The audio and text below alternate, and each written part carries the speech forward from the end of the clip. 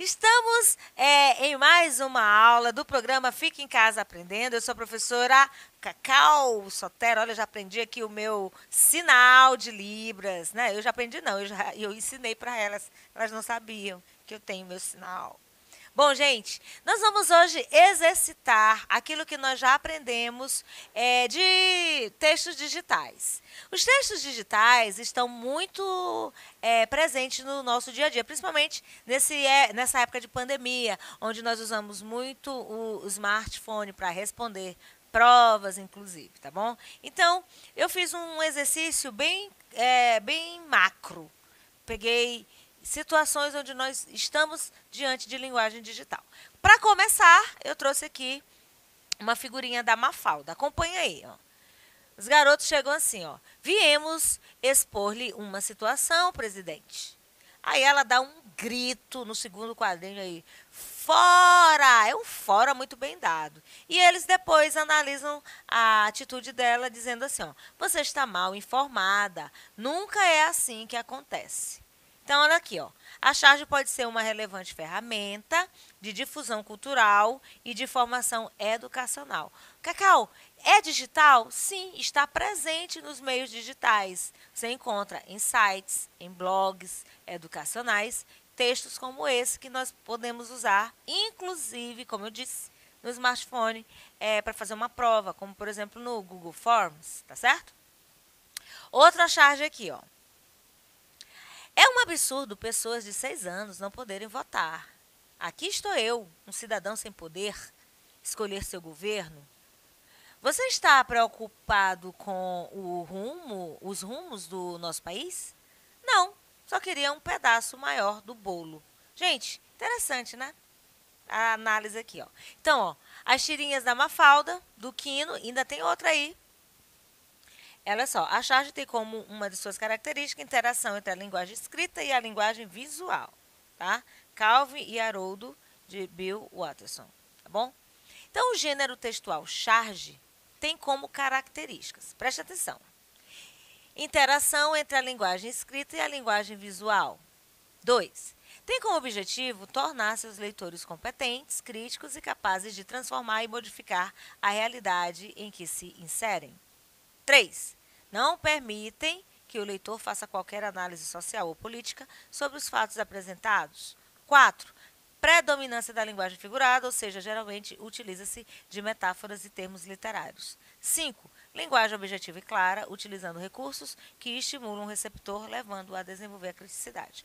Bom, então a gente está falando aqui de linguagem, onde essa linguagem é veiculada, onde essa linguagem é desenvolvida, e o gênero textual charge tem características próprias. E o gênero textual charge é um gênero que se apresenta também nas mídias digitais, tá certo? Então, qual dessas alternativas aqui, qual desses números você marcaria nas opções? Eu vou deixar mais um minutinho para você ler. Se é o número 1, a interação entre linguagem escrita e linguagem visual, que é uma característica da charge. Se a charge tem o objetivo de tornar os leitores competentes, críticos e capazes de transformar e, claro, modificar a realidade onde eles estão inseridos. A característica de não permitir que o leitor faça qualquer análise social ou política. Será que é isso? Será que a charge tem essa característica? Na charge há uma predominância da linguagem figurada, ou seja, geralmente utiliza-se de metáforas e termos literários, ou linguagem objetiva, clara, utilizando-se de recursos que estimulam o receptor, levando-o a desenvolver uma criticidade. O que a gente marca aqui? Será que 1, 2 e 5 são as corretas? Apenas as 5, 1 e 5, 3 e 4, ou todas estão corretas? O que você marcaria? Será que dá para lembrar? Vou te passar logo. 1, 2 e 5 são corretas, tá bom? Vou voltar aqui para você ver quais são 1, 2 e 5. O gênero é... Gente, esse 1 aqui é a questão, tá? A interação entre a linguagem escrita é 1, tá certo? Opa, 2 e 5. 2. Objetivo de tornar os seus leitores competentes, claro, críticos. A charge traz isso para nós, para que a gente analise, se posicione, tenha um juízo de valor. E 5. Linguagem objetiva e clara, utilizando recursos que estimulam o receptor, levando a desenvolver a criticidade. Então, quando você falar de charge, é para deixar o leitor crítico, é para deixar o leitor atento a uma realidade e também é, é uma linguagem que vai haver interação entre os interlocutores, tá bom? Segunda questão, você vai assinalar a alternativa que associa ao mesmo tempo. Ao mesmo tempo não, gente, na sequência. Características e função social aos gêneros mencionados abaixo. Por exemplo, pequena narrativa em que os animais são personagens protagonistas, apresenta uma crítica ao comportamento humano por meio da atitude de animais. Eu estou apresentando características numa sequência. E esse gênero serve como distração e moralização, pois apresenta determinados valores considerados socialmente aceitos. Vou repetir. É uma narrativa onde os animais são personagens, protagonistas. Já matou, né? Aquele tipo de texto onde os animais são personagens. Esse texto apresenta uma crítica ao comportamento humano por meio de atitude dos animais, né? Já sabe qual é. E também serve de distração e moralização. Já deu para ver qual é a primeira. 2. Texto com linguagem verbal e não verbal, da ordem do descrever ao prescrever, com uso de elementos voltados para determinado público-alvo, é o segundo objetivo, né? Cujo objetivo é apresentar sentidos ou desejos e apresenta predomínio da sugestão sobre a informação. Essa característica dentro desse texto que a gente quer que vocês identifiquem. 3. É texto com as mesmas características básicas da narração, sem, contudo, apresentar conflito. Tem função social de representar experiências vividas situadas no tempo. Então, vamos lá? Crônica, fábula ou anúncio? Fábula, conto ou notícia de jornal? Fácil isso daí, né, gente? Relato autobibliográfico? Anúncio publicitário ou fábula? Fábula, anúncio publicitário, relato autobiográfico? Ou relato autobiográfico, fábula, anúncio publicitário. Gente, eu falei bem aqui, ó. Autobibliográfico, não é? É autobiográfico. Autobiográfico é um texto que faz uma biografia, uma história de vida do próprio autor, tá? Bibliográfico tem a ver com várias referências, bibliografia, tá? Eu coloquei aqui um L onde não havia, você entendeu, tá? Então, claro, fala de personagem, de moral da história, é uma fábula, o segundo é um anúncio publicitário e o terceiro é um relato autobiográfico, tá bom? Terceira questão, essa é do Enem, presta atenção. Receitas de vida por um mundo mais doce. Como fazer? Pé de moleque, que ingredientes, tá bom? Receitas de vida por um mundo mais doce, pé de moleque e ingredientes para você fazer, tá? Esse pé de moleque tem ingredientes especiais. 2 filhos que não param quietos. 3 sobrinhos da mesma espécie. Um cachorro que adora uma farra. Um fim de semana ao ar livre, tá bom? Aí eu tenho gênero receita, tá bom? É o gênero textual que trabalha com receita, onde você tem ingredientes e depois você vai dar um modo de preparo, tá? Receita está a serviço do gênero propaganda ao solicitar que o leitor faça um doce. É o caso aqui desse tipo de texto. Preparo. Junte tudo, tudo com os ingredientes do açúcar natural. Que ingredientes? As 2 crianças que não param quietas, o cachorro, deixa eu voltar aqui para você relembrar. Pé de moleque, né? 2 filhos que não param quietos, no caso das crianças. 3 sobrinhos da mesma espécie dos filhos, ou seja, também não param quietos. E um cachorro que adora uma farra. E um fim de semana ao ar livre. Eu tenho que pegar tudo isso e fazer o quê? Juntar todos os ingredientes, as crianças, os filhos que não param quietos, as crianças, o cachorro no final de semana. E o açúcar natural, que é a marca, tá, do produto. Mexa bem e deixe descansar. Não as crianças, que não vai adiantar. Sirva imediatamente, porque pé de moleque não para. Então, é uma sugestão bem carinhosa de se preparar um pé de moleque e dar para as crianças no final de semana. Então, quer essa e outras receitas completas? Entre no site cianaturale.com.br, onde tem doce, tem Naturale, Revista Saúde. Gente, isso aqui é um texto que pegou, fez uma brincadeira, como fazer pé de moleque, usando o quê? Pessoas, crianças, né? E adicionando o açúcar e a sua marca. Então, esse texto é resultante do hibridismo de dois gêneros textuais, ou seja, da mistura. A respeito desse hibridismo, observa-se que a receita mistura-se ao gênero propaganda com a finalidade de instruir, de informar o leitor. Deu para entender? A receita você pega, receita de bolo, 3 ovos, tantas xícaras de leite, tantas xícaras de açúcar, tantas xícaras de farinha de trigo ou de milho, não é assim? Manteiga, tanto medida de manteiga. Eu sei como é. Não sei fazer, mas eu sei como é. Aí coloca numa vasilha o açúcar, deixa eu ver se eu lembro. O açúcar e a manteiga vai batendo. Depois coloca os ovos, vai batendo, batendo, batendo, batendo bastante. Depois vai colocando a farinha de trigo. Depois os ovos, no caso, primeiro os ovos são as gemas, né? Depois o claro e neve, mistura, leva ao forno. Só que essa receita aqui ela tem uma diferença. Então, é uma receita, é utilizada no gênero propaganda a fim de divulgar exemplos de vida. A propaganda vai assumir forma de gênero receita para divulgar um produto alimentício. A propaganda assume a forma de gênero receita para divulgar um produto alimentício. De novo, ó. A propaganda perde o poder de persuasão ao assumir a forma do gênero receita, porque receita está a serviço do gênero. Ou a propaganda ao solicitar que o leitor faça o doce. O que vocês marcariam aqui? Fácil demais? Propaganda assume forma de gênero receita para divulgar um produto. Que produto, gente? Natural, que é a marca de um açúcar. Fácil demais. Por isso eu já vou para a próxima questão. Hipertexto. Hipertexto é um gênero textual que também está nas mídias. Nós estamos falando de gêneros digitais, certo? Receita também está nas mídias.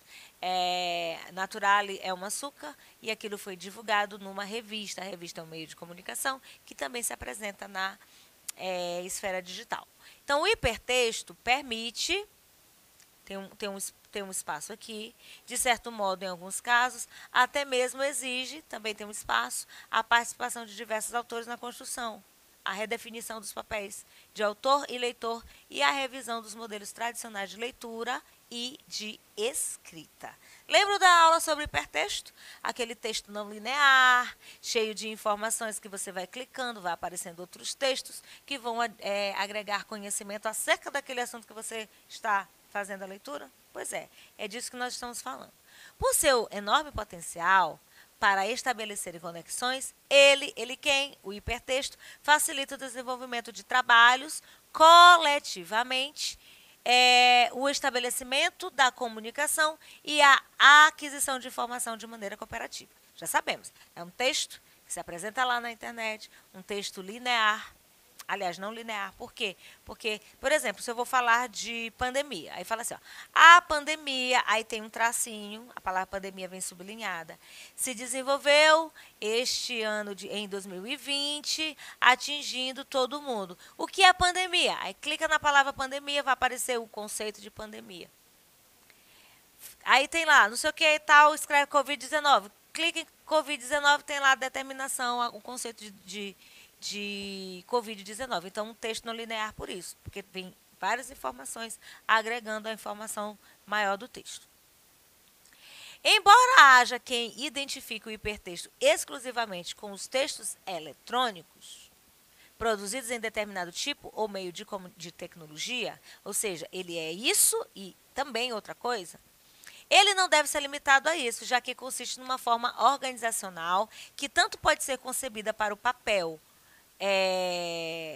como para os ambientes digitais. Então, o hipertexto também pode se apresentar num outro ambiente que não seja o virtual. É claro que o texto virtual permite concretizar certos aspectos que no papel são praticamente inviáveis. A conexão imediata, a comparação de trechos de textos da mesma tela, o mergulho nos diversos aprofundamentos de um tema, como se o texto tivesse camadas, dimensões ou planos. Isso aqui nada mais é do que ratificar o que eu acabei de dizer, que o hipertexto é um texto não linear, onde muitas informações se agregam a ele no momento da leitura. Considerando a linguagem específica de cada sistema de comunicação, como rádio, TV e internet, segundo o texto, que é aquilo que a gente acabou de ler, a hipertextualidade configura-se como um elemento originário dos textos eletrônicos, conexão imediata e reduzida ao texto digital, novo modelo de leitura e de organização da escrita. O que é, gente, um hipertexto? É uma estratégia de manutenção do papel do leitor com um perfil definido ou um modelo de leitura baseado nas informações da superfície do texto. O que é um hipertexto? Já vimos e já sabemos que é um novo modelo de leitura e de organização da escrita. Por quê? Porque ele não é linear, porque durante a leitura de um hipertexto você tem acesso a outros textos que vão agregar ao conhecimento que você está adquirindo nessa leitura. Tudo bem? Mais um exercício? Agora, o que não é hipertexto? O que é incorreto aí? É um tipo de texto maior que somente pode ser encontrado na internet. A gente já sabe que não é bem assim, né? Desde sua criação na década de 60, já estava previsto que o hipertexto se desenvolveria em um tipo de texto eletrônico criado através de uma tecnologia radicalmente nova. Inclusive, você pode acessar a aula de hipertexto, que você vai ver que o hipertexto também se dá em livros físicos, tá bom? Não é, já descarta essa primeira alternativa. O texto hipertexto foi criado na década de 60 pelo filósofo, sociólogo e pioneiro da tecnologia da informação, Ted Nelson. Nos primórdios da informática, Nelson já vislumbrava os textos eletrônicos disponíveis em suportes inteligentes e interativos. Letra C. O hipertexto é uma forma organizacional encontrada também no papel, embora, já falei isso, né? Seja cada vez mais comum relacioná-lo com textos virtuais. Isso é, sobretudo, um tipo de intertextualidade que está relacionado com a evolução dos modos de leitura e organização da escrita. E letra D. O hipertexto é uma espécie de texto maior, formado por vários outros elementos textuais, acessíveis através de links e hiperlinks que permitem ao usuário criar um processo de leitura não linear e não hierarquizada, muito fácil também de identificar a resposta que está na letra A. É incorreto dizer que é um texto maior que somente pode ser encontrado na internet. Eu dei essa dica aí, tá? Falei até, não pode marcar, mas você já sabia que essa era a resposta. E para finalizar a nossa aula de hoje, nós vamos ver aqui essa poesia, canção de Almir Sater e Renato Teixeira. Ando devagar porque já tive pressa e levo esse sorriso porque já chorei demais. Hoje me sinto mais forte, mais feliz. Quem sabe eu só levo a certeza de que muito pouco sei ou nada sei. Conhecer as manhas e as manhãs, o sabor das massas e das maçãs. É preciso amor para poder pulsar. É preciso paz para poder sorrir e é preciso chuva para florir. Penso que cumprir a vida seja simplesmente compreender a marcha e ir tocando em frente. Como o velho boiadeiro levando a boiada, eu vou tocando os dias pela longa estrada e sou, estrada eu vou. Todo mundo ama um dia, todo mundo chora. Um dia a gente chega, o outro vai embora. Cada um de nós compõe a sua história e cada ser em si carrega o dom de ser capaz e ser feliz. Bom, você vai assinalar mais de uma alternativa que esteja de acordo com o texto. Fácil, você já ouviu, com certeza essa música ela é muito bela, ela é muito linda e ela faz uma reflexão do como a gente tem que viver a vida, né? A gente não pode parar, não, a gente tem que tocar em frente mesmo. Para o poeta, ou seja, para o eu lírico, a vida deve ser levada tocada como uma boiada, pois não conseguimos entender a imprevisibilidade de ambas, ou seja, nem da boiada, nem da vida. Só é possível ser feliz nessa jornada depois de um toque de Deus. O velho boiadeiro que nos impulsiona pela longa estrada da vida. Não! Só através do choro individual e dos outros é que descobrimos o valor de um sorriso. Ele fala isso. Manhãs, maçãs e chuva fazem parte da nossa história, já que não somos donos do nosso destino. E letra E, segundo o poeta, para se viver é necessário entender o andamento da jornada e continuar vivendo. Quais alternativas você marcou? Muito bem. A vida deve ser levada, tocada como uma boiada. Só através do choro individual de outros é que descobrimos o valor de um sorriso. E segundo o poeta, para se viver, é necessário entender o andamento da jornada e continuar vivendo. E eu acrescento, e continuar estudando. Compliquei?